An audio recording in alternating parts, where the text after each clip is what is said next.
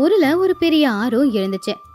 ராமாபுரம் பாக்குறதுக்கு பச்சை பசேல்னு இருக்கிற வயல்வெளி, ஆடு மாடு, நல்ல மனுஷங்களோட பாக்குறதுக்கு ரொம்ப அழகா இருந்துச்சு.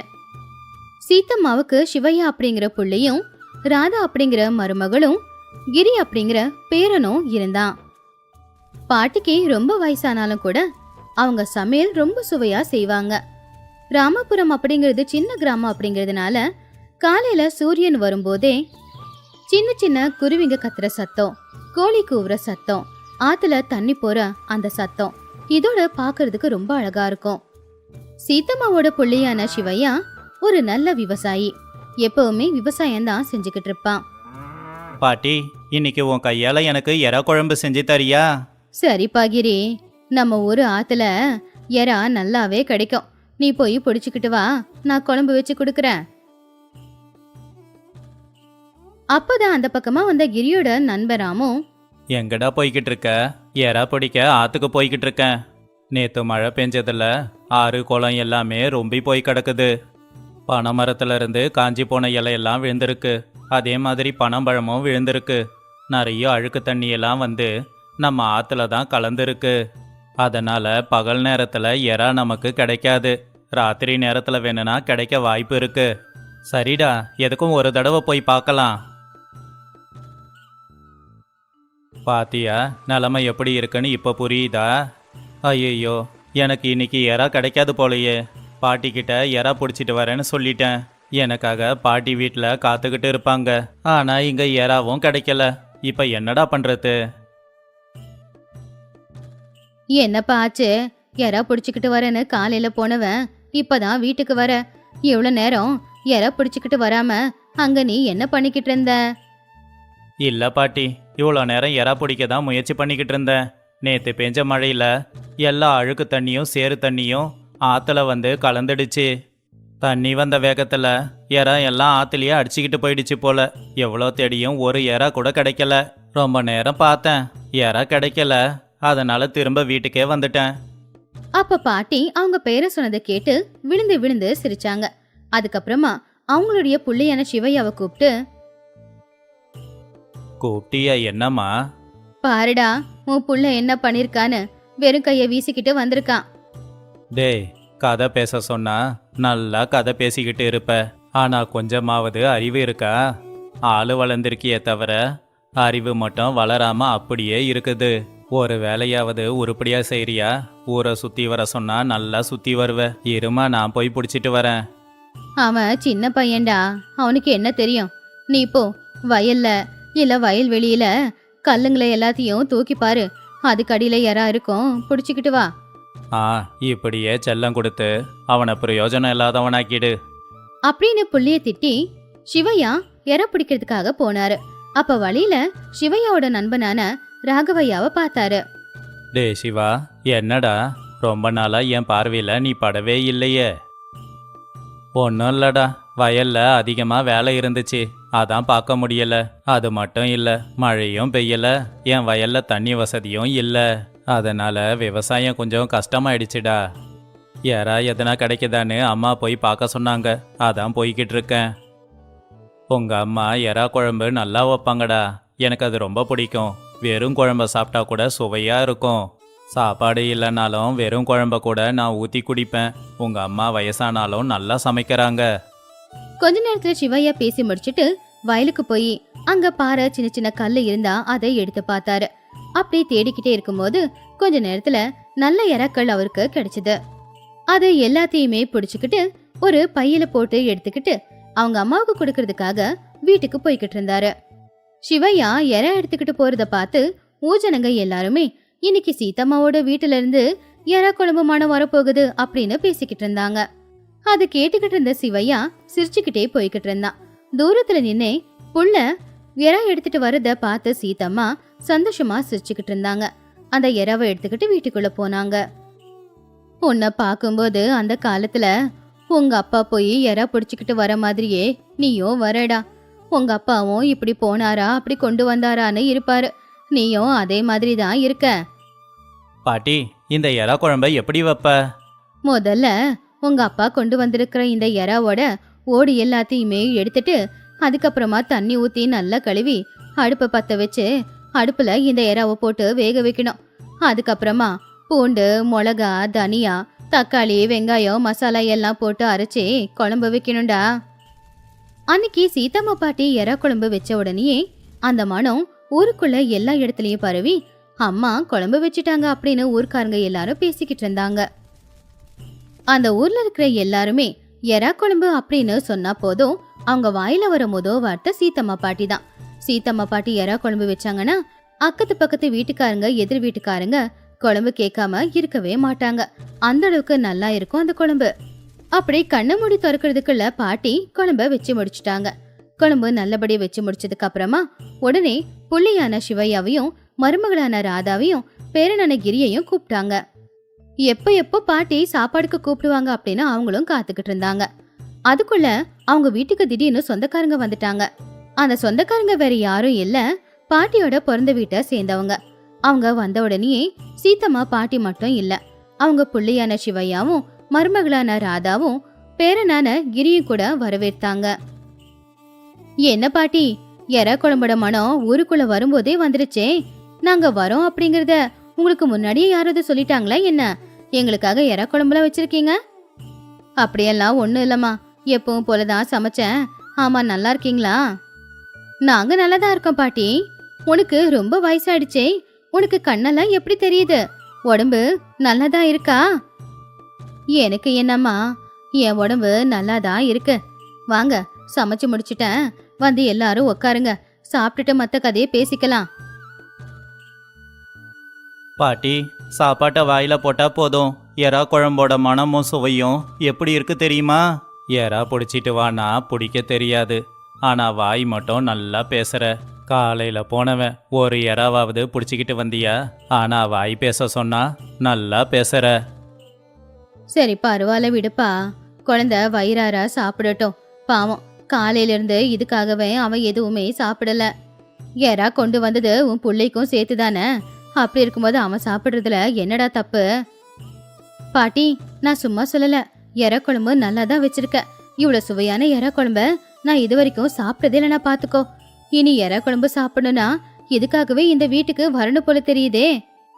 சொந்த பந்தம் எல்லாரும் எறா குழம்பு வச்சா சீத்தம்மா மாதிரி தான் வைக்கணும்னு சொல்லிக்கிட்டு இருந்தாங்க. அப்ப கூட என்னடா இப்படியெல்லாம் பாராட்டி பேசுறாங்களான்னு நினைச்சேன். ஆனா உண்மையிலேயே உன்ன மாதிரி யாராலையும் எறா குழம்பு வைக்க முடியாது. நான் சமைச்சதுல என்னம்மா இருக்கு? நீங்க வயிறார சாப்பிட்டுட்டு போங்க, அதுலதான் எனக்கு சந்தோஷமே கிடைக்கும். எங்க அத்தை இந்த எறா குழம்பு மட்டும் இல்ல, என்ன குழம்பு செஞ்சாலும் நல்லாதான் செய்வாங்க. நம்ம வீட்ல மட்டும் இல்ல, என் சொந்த பந்தம் எல்லாரும் எப்பவுமே அதனாலதான் அத்தை கையாலேயே சமைக்க சொல்றது. அதுலயும் இந்த எறா குழம்பு பத்தி சொல்லவே தேவையில்லை, அவங்க வைக்கிற மாதிரி யாரும் வைக்க மாட்டாங்க. எல்லாரும் சேர்ந்து வாயார புகழ்ந்தது போதும், முதல்ல மனசார சாப்பிடுங்க. அவங்க சொல்றது உண்மைதாம்மா. உன் அளவுக்கு இவ்வளோ சுவையா எறா குழம்ப யாரும் வைக்க முடியாது. காலையில எறா பிடிக்க போனப்ப என் நண்பன் ராகவனை பார்த்தேன். அவனும் இதைத்தான் சொன்னான், உங்க அம்மா செய்யற எறா குழம்பு அமிர்த மாதிரி இருக்கும்னு. டேய் சிவையா, ராகவன் ரொம்ப நாள் ஆச்சுட நம்ம வீட்டுக்கு வந்து, இன்னைக்கு பார்த்தேன்னு சொல்ற. ஒருவேளை சாப்பிட்றதுக்கு அவனை கூப்பிட்டுருக்கலாம்லடா. நான் வீட்டுக்கு வர சொல்லிதாம்மா கூப்பிட்டேன், நேரம் இல்லைன்னு அவன் தான் வரல. இந்த கதையில இருக்கிற நீதி என்னன்னா, பாசத்தோட சமைச்சா எறா குழம்பு மட்டும் இல்ல, எது செஞ்சாலும் சுவையாதான் இருக்கும். ஒரு காலத்துல ஸ்ரீ கிருஷ்ணாபுரம் அப்படிங்கிற ஒரு அழகான கிராமம். அந்த ஊர்ல இருக்கிற மக்கள் எல்லாருமே அவங்களுக்கு தெரிஞ்ச விவசாயத்தை செஞ்சு வாழ்ந்துகிட்டு இருந்தாங்க. ஆனா அந்த ஊர்லயும் எந்த ஒரு வேலை வெட்டியும் இல்லாம 4 நண்பர்கள் இருந்தாங்க. ஏதாவது வேலைக்கு போகணும்னு சொல்லியே 5 வருஷம் ஓடி போச்சு. நம்ம வயசு பசங்கள்லாம் நல்ல வேலைக்கு போய் கல்யாணம் பண்ணி நல்லா வாழ்ந்துக்கிட்டு இருக்காங்க. நாம ஏன் தான் இப்படி இருக்கோமோ? என்ன வேணும்னாலும் சொல்லு, நாம இப்படி இருக்க நாம தான் காரணம். நாம மட்டும் கஷ்டப்பட்டு படிச்சிருந்தோம்னா, நம்ம கூட படிச்சானே ராஜேஷ், அவனை மாதிரி எதனா வேலைக்கு போய் சேர்ந்துருப்போம். இல்லைன்னா எனக்கு வேலைக்கு போறதெல்லாம் சரி வராதுன்னு சொல்லிட்டு விவசாயம் பண்ணிக்கிட்டு இருக்கானே, அவனை மாதிரி விவசாயமாவது பண்ணியிருக்கணும். டேய், எதுக்குடா இவ்வளோ கவலைப்படுற? இப்போ நமக்கு அப்படி என்ன வயசாயிடுச்சு? இந்த வருஷம் இல்லைனாலும் அடுத்த வருஷத்துக்குள்ள நிச்சயம் வேலைக்கு போயிடலாம். இப்படி கதை சொல்ல சொன்னா நல்லாவே சொல்லுவ. ஆனால் வேலை தேடுறதுக்கு எதனா முயற்சி பண்ணுறியா? எந்த முயற்சியும் பண்ணுறது இல்லை. பட்டணத்துக்கு போய் எதனா வேலையும் தேடுறது கிடையாது. எப்ப பார்த்தாலும் இந்த மரத்துக்கு கீழே உக்காந்துக்கிட்டு வேலை கிடைச்சா நல்லா இருக்கும்னு சொல்லிக்கிட்டே தான் இருக்கோம். எனக்கு உண்மையிலேயே ரொம்ப கவலையா இருக்குடா. ஆனா வாழணும்னா வேலைக்கு தான் போகணுமா என்ன? எதுனா வியாபாரம் ஆரம்பிக்கலாம்ல? என்னது வியாபாரமா? அதுக்கு என்ன கொஞ்சமாவா பணம் செலவாகும்? அதிகமா பணம் செலவாகாது. என்கிட்ட ஒரு திட்டம் இருக்கு. அந்த திட்டப்படி செஞ்சோம்னா 1 ரூபா கூட செலவு இருக்காது. அப்படியாடா? சரி வாடா, இத பத்தி நாம இந்த இடத்துல பேச வேண்டாம். வயலுக்கு போய் பேசலாம். அப்ப யாரும் நாம பேசுறத கேட்க மாட்டாங்க. ஆமாண்டா, வா நாம அங்க போய் பேசலாம். ஒன்றும் பெரிய வேலை இல்லடா. எங்க அம்மா ஒரு நாள் எலுமிச்சம்பழத்தை பிழிஞ்சு 2 விதைய எங்க தோட்டத்துல தூக்கி போட்டாங்க. ஒரு வாரத்திலேயே விதை முளைச்சி செடியாயிடுச்சு. இன்னொரு வாரம் விட்டிருந்தா காயே காய்ச்சிருக்கும் போல. ஆனா அது தெரியாம எங்க அப்பா தான் அந்த செடியை வெட்டிட்டாரு. வியாபாரத்தை பத்தி சொல்ல சொன்னா உங்க வீட்ல நடந்தது எல்லாத்தையும் சொல்லிக்கிட்டு இருக்க.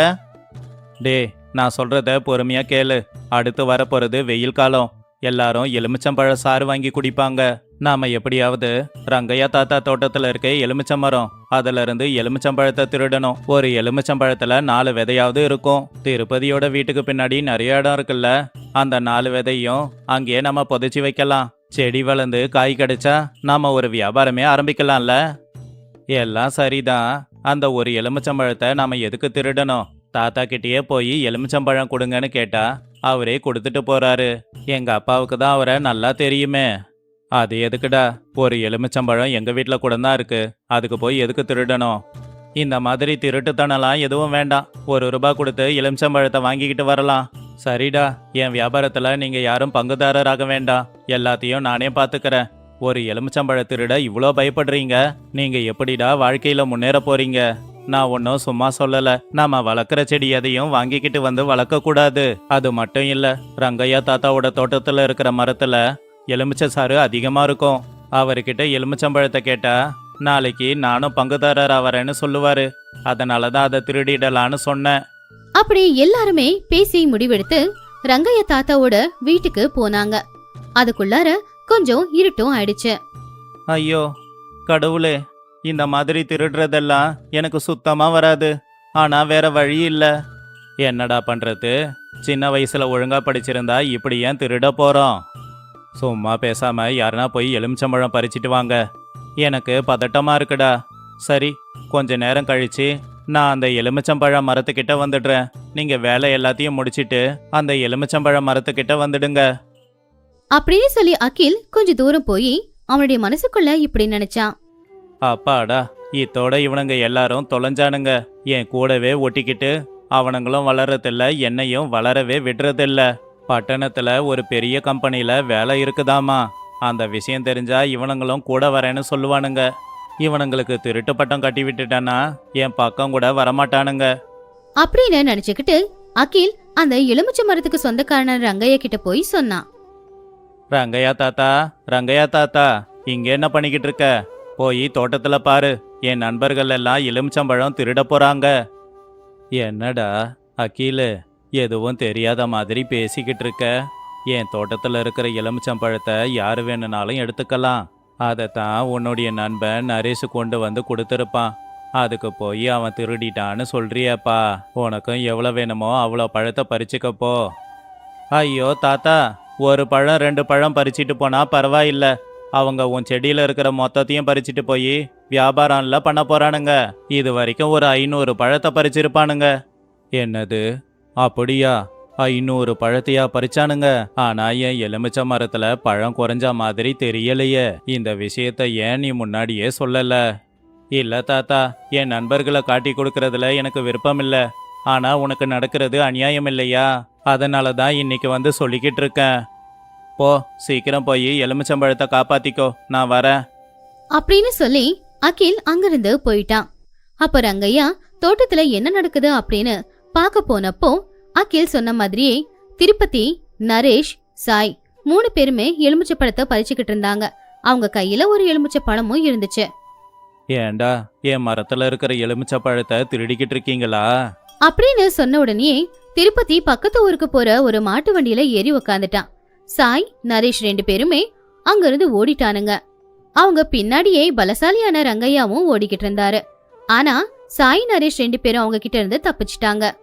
நரேஷ் அவனுடைய வீட்டுக்கு போயிட்டான். சாயும் அவனுடைய வீட்டுக்கு போயிட்டான். இது இப்படி இருக்கும்போது ஓடி போற பதட்டத்துல அவங்க பறிச்ச அந்த ஒரு எலுமிச்சை பழத்தை கூட ரங்கையோட தோட்டத்திலேயே போட்டுட்டு போயிட்டாங்க. இவ்வளோ பெரிய அநியாயம் நடக்குது, இத்தனை நாளா எனக்கு தெரியலையே. ஏதோ அந்த அகில் பையன் வந்து சொன்னதால தான் என் மரத்துல இவ்வளோ காய் காய்க்குதுன்னு எனக்கு தெரியும். என்னதான் இருந்தாலும் அந்த நரேஷ் என் நண்பனோட பேரன். நானும் அவனுக்கு தாத்தா மாதிரி தான். தாத்தா தோட்டத்துல திருடுறோன்னு எங்கேயாவது அவனுக்கு எண்ணம் இருக்கா? இவனுக்கெல்லாம் இப்படி புத்தி சொல்லக்கூடாது. நாளைக்கு பஞ்சாயத்துக்கு வர சொல்லி பாடம் கத்து கொடுக்கறேன் அப்படின்னு நினைச்சு ரங்கையா நரேஷோட வீட்டுக்கு போய் நரேஷோட அப்பா கிட்ட இப்படி சொன்னாரு. டே மாதவா, என்னடா புள்ளைய இப்படி வளர்த்து வச்சிருக்க? அவன் என் எலுமிச்சை தோட்டத்துல இருந்து 500 பழத்தை பறிச்சிருக்கானா. இன்னைக்கு பழம் பறிக்கும் போது என்கிட்ட மாட்டிக்கிட்டான். உடனே ஓடி வந்துட்டான். என்ன சித்தப்பா சொல்றீங்க? என் புள்ள அப்படிப்பட்டவன் இல்ல. அவனுக்கு படிப்பு வராது, அதனால சும்மா இருக்கான்றதெல்லாம் உண்மைதான். ஆனா அதுக்காக திருடுற அளவுக்கெல்லாம் என் புள்ள போக மாட்டான். உன் புள்ள இல்ல, நீ விட்டு கொடுப்பியா? சரி, இது எல்லாத்தையும் நாளைக்கு பஞ்சாயத்துல பேசிக்கலாம். இப்பவே போய் உடனே பஞ்சாயத்தை கூட்ட சொல்றேன் அப்படின்னு ரங்கையா உடனடியா பஞ்சாயத்தை கூட்டணும் அப்படின்னு சொல்லி அந்த ஊரோட தலைவரான சீதாராமையா கிட்ட போய் சொன்னாரு. அப்படி கொஞ்ச நேரத்திலே அந்த ஊர்க்காரங்க எல்லாரும் பஞ்சாயத்துக்கு வந்தாங்க. ரங்கையா, திடீர்னு பஞ்சாயத்தை கூட்டியிருக்கியே, எதுக்காக? ஐயா, இந்த மாதவன் இருக்கானே, இவனை என் புள்ள மாதிரி பார்த்துக்கிட்டேன். அப்படிப்பட்ட இவன் என் எலுமிச்சை தோட்டத்துல இருந்து திருடி அதை வியாபாரம் பண்ணி சம்பாதிக்கிறான். இல்லங்க ஐயா, நான் எலுமிச்சம்பழத்தை திருடல. ஆமா, அவன் திருடல, ஆனா புள்ளைய விட்டு திருடி இருக்கான். ஐயா, உங்களுக்கு தான் தெரியும்ல, என் தோட்டத்துல ஒரு எலுமிச்சம்பழ மரம் இருக்குதுன்னு. இந்த நரேஷும் அவனுடைய நண்பர்களும் சேர்ந்து தினமும் என் எலுமிச்சை மரத்துல இருந்து பழத்தை திருடி இருக்கானுங்க. 500 பழத்தையாவது திருடி இருப்பானுங்கன்னு அவன் நண்பன் அக்கிலே வந்து சொன்னான். இது எவ்வளவு அநியாயம்! உண்மையிலேயே மாதவையாவோட புள்ளையும் அவன் நண்பர்களும் சேர்ந்து ஓ மரத்துல இருந்து 500 பழங்களை பறிச்சதுக்கு உன்கிட்ட சாட்சி இருக்கா? இல்லங்க ஐயா. சரி, நீ சொல்றதே உண்மையாயிருக்கட்டும். ஆனா மரத்துல இருந்து பழங்கள் குறையிற மாதிரி உனக்கு தோணி இருக்கா? உண்மைய சொல்லணும்னா எனக்கு என்னைக்கும் அப்படி தோணனதில்ல. ஒருவேளை தோணி இருந்தா நானே கவனமா இருந்து திருடனை பிடிச்சிருப்பேன். நரேஷ், என்ன நடந்ததுன்னு உண்மைய சொல்லு. உனக்கு இன்னும் எதிர்காலம் இருக்கு. யாருக்காகவும் எதுக்காகவும் பயப்படாம நடந்தது என்னங்கிறத அப்படியே சொல்லு. ஊரோட தலைவர் அப்படி கேட்ட உடனேயே நரேஷ் அழுதுகிட்டு என்னெல்லாம் நடந்துச்சோ அத அப்படியே அவர்கிட்ட சொன்னான். இதுதான் நடந்தது. நாங்க திருடணும்னு நினைக்கவே இல்ல. அகில் தான் எங்களை கட்டாயப்படுத்தி திருடுறதுக்கு அனுப்பி வச்சான். சரி, உன் கூட இருந்த சாய வர சொல்லு. உடனே சாய் வந்து என்ன நடந்துச்சு அப்படிங்கறத சொன்னான். அதுக்கப்புறம் கொஞ்ச நேரத்துல திருப்பதியும் அங்க வந்து என்ன நடந்துச்சு அப்படிங்கறத சொன்னான். அப்பதான் அகிலோட அப்பாவான ராமையா இப்படி சொன்னாரு. இவனுங்க உருப்படாம ஊரை சுத்திக்கிட்டு பொறுக்கித்தனம் பண்ணிக்கிட்டு இருக்கிறவனுங்க. தப்பு பண்ணி மாட்டிக்கிட்ட உடனே எந்த தப்பும் பண்ணாத என் புள்ள மேல பழிய தூக்கி போடுறானுங்க. என் புள்ள பட்டணத்துல வேலைக்கு சேர்றதுக்காக ஏதோ படிப்பெல்லாம் படிச்சுக்கிட்டு இருக்கான். பாவம், அவனுக்கு எதுவுமே தெரியாது. சரி, எதுக்கும் உன் புள்ளைய பஞ்சாயத்துக்கு வர சொல்லு. அப்படியே ரங்கையா, இந்த நரேஷ் எலுமிச்சம்பழத்தை திருடிட்டு ஓடி வரும்போது அந்த பழத்தை தோட்டத்திலேயே போட்டுட்டானாமே, அது எங்க இருக்கு அப்படின்னு பார்த்து எடுத்துக்கிட்டு வா. அப்படி ஊரோட தலைவர் சொன்னதுனால ராமையா போய் அவருடைய புள்ளியான அக்கில கூப்பிட்டுக்கிட்டு வந்தான். இந்த பக்கம் ரங்கையாவும் அவருடைய தோட்டத்துக்கு போய் கீழே விழுந்திருந்த எலுமிச்சை பழத்தை எடுத்துக்கிட்டு வந்தாரு. சரி, நீங்க 4 பேருமே நல்ல நண்பர்கள். நீங்க தப்பு பண்ணியிருக்க மாட்டீங்கன்னு நான் நம்புறேன். நான் கோயிலுக்கு போய் பூஜை பண்ணிட்டு வரேன். அதுக்கப்புறம் இந்த எலுமிச்சம்பழத்தை உங்க கையில வைப்பேன். யாருடைய கையில இந்த எலுமிச்சம்பழத்தை வச்ச உடனே அது 4 பங்கா பிரிஞ்சு போகுதோ அவங்க தான் உண்மையான திருடன். அப்படின்னு சொல்லி தலைவர் கோயிலுக்குள்ள போயிட்டு வெளியில வந்தாரு. அதுக்கப்புறம் அந்த எலுமிச்சை பழத்தை முதல்ல நரேஷோட கையில வச்சாரு. ஆனா அது அப்படியே தான் இருந்துச்சு. அதுக்கப்புறம் சாயோட கையில வச்சு திருப்பதி கையிலயும் வச்சாரு. கடைசியா அகிலோட கையில வச்சாரு. எல்லாரோட கையில வச்சப்ப அந்த எலுமிச்சை பழம் சரியாதான் இருந்துச்சு. ஆனா அகிலோட கையில அது வச்ச உடனேயே அது 4 பங்கா பிரிஞ்சு போச்சு. பாத்தியா ரங்கையா, உன் 500 எலுமிச்சம்பழத்தை திருடினது அகில் தான் அப்படின்னு ஊர் தலைவர் கோவமா சொன்னதை பார்த்து பயந்து போன அகில் நடந்தது என்ன அப்படிங்கறத அப்படியே சொன்னான். ஐயா, நான் அந்த 500 பழத்தை திருடவே இல்லைங்க ஐயா. ஆனா இவங்களை திருட சொல்லி சொன்னது நான் தான். ஏன்னா எனக்கு நாளைக்கு ஒரு வேலைக்கான பரீட்சை இருக்கு. அந்த விஷயம் இவங்களுக்கு தெரிஞ்சா இவங்களும் கூட வரேன்னு சொல்லுவாங்க. அதனால தான் வேற வழி இல்லாம பொய் சொல்லிட்டாங்க ஐயா. எனக்கு தெரியும். ஒரு மரத்துல 500 எலுமிச்சம்பழம் காய்க்கணும் அப்படின்னா அதுக்கு 5 மாசமாவது தேவைப்படும். அத்தனை பழம் திருட்டு போச்சுன்னா நிச்சயம் அந்த மரத்தோட முதலாளிக்கு அது தெரிய வரும். குற்றம் சுமத்தின 3 பேருமே பஞ்சாயத்துக்கு வந்தாங்க. ஆனா நீ வரல. அப்பவே யாரு குற்றவாளின்னு எனக்கு உண்மை தெரிஞ்சு போச்சு. அதனால தான் ஒரு எலுமிச்சம்பழத்தை நாலா வெட்டி அவங்க கையில வைக்கும்போது வெட்டினது தெரியாத மாதிரி அதை அழுத்தி வச்சேன். ஆனா உன்னுடைய கையில அந்த எலுமிச்சம்பழத்தை வைக்கும்போது நானே அதை 4 பங்கா பிரிச்சு வச்சேன். ஒருவேளை உங்க 4 பேரையும் ஒன்னாக்கணுமே தவிர பிரிக்க கூடாது. வேலை தான் உங்களுக்கு பிரச்சனை அப்படின்னா உங்க 4 பேருக்கும் நான் வேலை வாங்கி கொடுக்கறேன். 4 பேரும் ஒழுங்கா வேலையை பாருங்க. அதை விட்டுட்டு இப்படி பஞ்சாயத்துக்கு தேவையில்லாத பிரச்சனையை கொண்டு வந்தீங்கன்னா உங்களுக்கு தண்டனை கிடைக்கும். டே மாதவா, சின்ன வயசுல இருந்து உன்னை தூக்கி வளர்த்துருக்கேன். ஆனா யாரோ சொன்னதை கேட்டு உன்னை நான் கண்டபடி பேசிட்டேன். தயவு செஞ்சு என்ன மன்னிச்சிடுப்பா. சித்தப்பா, நீங்க பெரியவர், அப்படி பேசாதீங்க. ஏதோ பசங்க பண்ணது இப்படி ஆயிடுச்சு, விடுங்க. அப்படி அந்த கிராமத்துல நடந்த அந்த சம்பவம் எல்லா ஊருக்கும் தெரிஞ்சு அந்த ஊரோட தலைவரோட புத்திசாலித்தனத்தை எல்லாருமே பாராட்டினாங்க.